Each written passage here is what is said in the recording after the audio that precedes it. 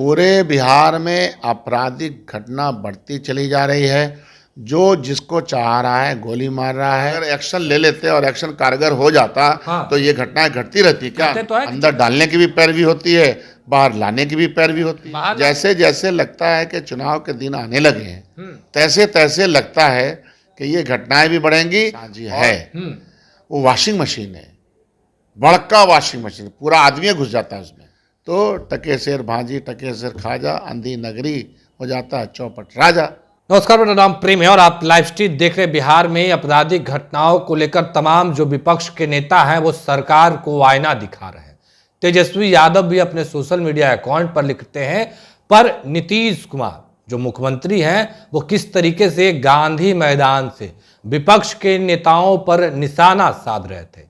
हमारे साथ बात करने के लिए कांग्रेस के विधायक दल के नेता शकील अहमद खान। मुजफ्फरपुर में घटना हुई, कई घटनाओं को लेकर लगातार आप लोग सवाल खड़े कर रहे हैं। पूरे बिहार में आपराधिक घटना बढ़ती चली जा रही है। जो जिसको चाह रहा है गोली मार रहा है। सरकार और प्रशासनिक तंत्र का इकबाल खत्म हुआ। ये ताज़ा घटना 12 अगस्त के है और 15 अगस्त गुजर गया। हम लोग स्वतंत्रता के 78वां वर्ष मना रहे हैं और एक दलित छात्रा की जिस तरह से बेरहमी से उसका कत्ल कर दिया गया, उसका रेप किया गया, वहाँ आज तक बीजेपी के इन्हीं पार्टनर्स के एमपी हैं, एमएलए हैं, मुख्यमंत्री का इस पर बयान नहीं है, सरकार का कोई बयान नहीं है, सरकार कौन सा रवैया अख्तियार कर रही है, इन सब के ऊपर कोई बयान तक नहीं है, कोई सेंसिटिविटी नहीं है। विजय सिन्हा वहाँ के प्रभारी मंत्री हैं, वो इस घटना की जानकारी भर दे रहे हैं।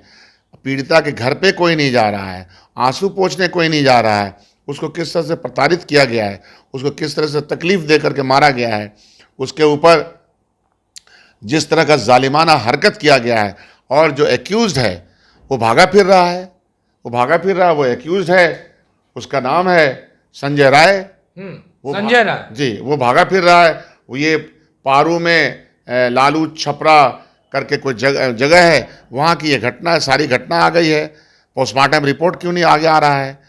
तो कौन सी सरकार, ये बिहार की सरकार और पूरा पक्ष यहाँ का क्या कर रहा है? शर्म उनको नहीं आ रही है? नहीं, जो सत्ता पक्ष के नेता उनका बयान आता है कि आपराधिक घटनाएं घटती है, कार्रवाई भी हो रही है, हम लोगों को कितने को जेल के अंदर भी किया है, कोई बक्से नहीं जाएंगे, सब पे कार्रवाई होगी। बोलना और इसके खिलाफ माहौल बनाना, ये बड़ी बात है। पूरी सरकार को जाना चाहिए वहाँ, उस दलित बच्ची के घर पर, उसको संतावना नहीं बल्कि उसकी मदद करनी चाहिए और जाकर के कहना चाहिए कि साहब आप ये इस तरह की घटना हम होने नहीं देंगे।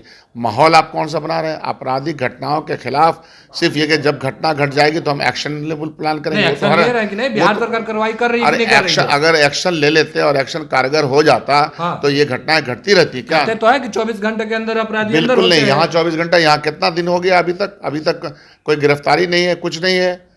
उसके ऊपर कोई मर्डर का केस नहीं आया है, कोई पकड़े नहीं गए हैं, उसके घर पे कोई नहीं गया है। तो ये घटनाएं आपके सामने हो रही हैं। ये अंडा गठबंधन और ये जो नीतीश जी के नेतृत्व में ये सरकार चल रही है, ये फेल हो चुकी है।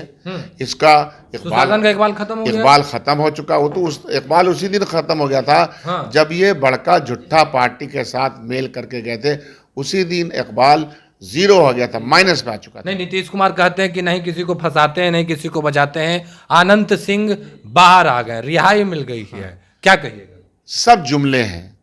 ये जुमलाबाज लोग देश में और बिहार में जिस तरह से सरकार चला रहे हैं और आवाम फंसती चली जा रही है, हम लोग फंसते हुए चले जा रहे हैं इस इशू पे। और जिस तरह से आपराधिक घटना घटी है उसका कोई सुनने वाला नहीं है। हाँ, कानून क्या चाराजोई करती है उस पर मैं सवाल नहीं। कोर्ट से किसको छुटकारा मिल गया, कोर्ट में किसके बंधक बना दिया गया।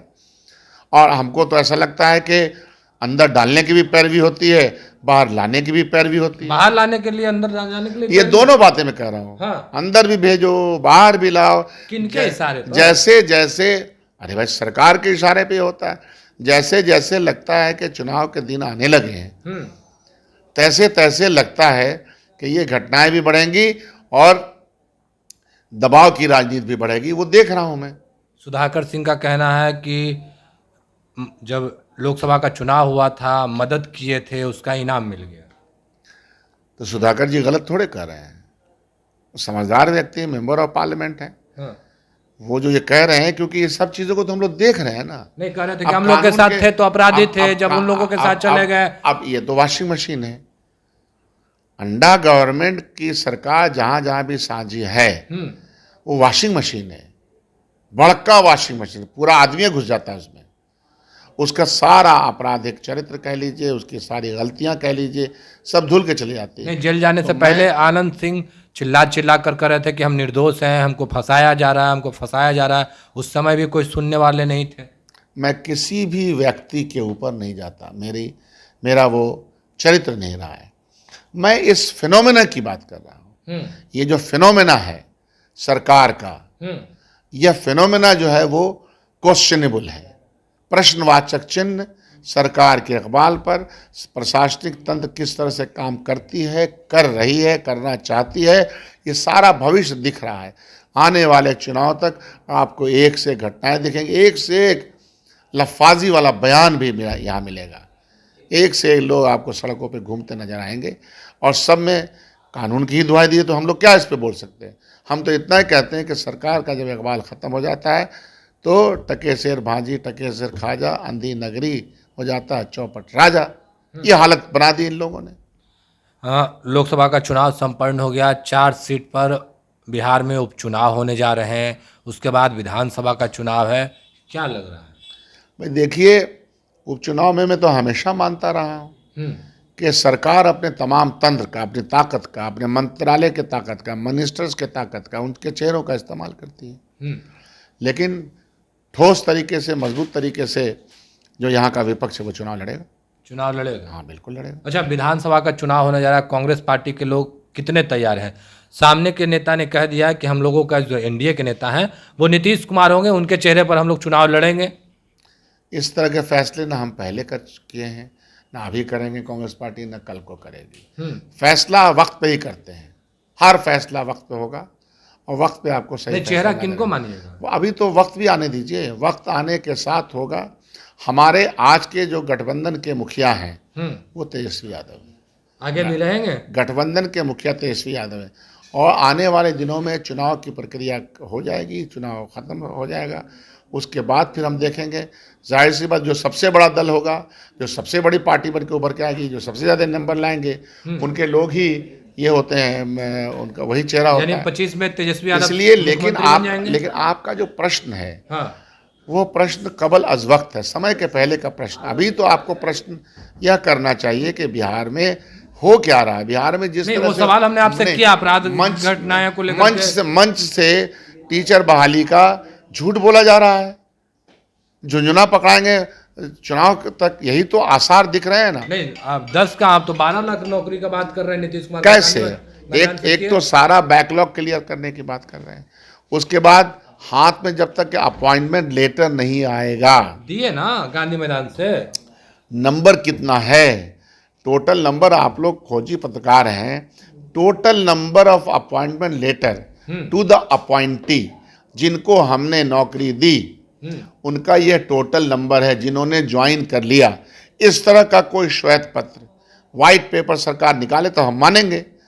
बस झूठ के आंकड़े, झूठ की बात, झूठ की बुनियाद पे वादे, ये माननीय प्रधानमंत्री से सीखा है इन लोगों ने।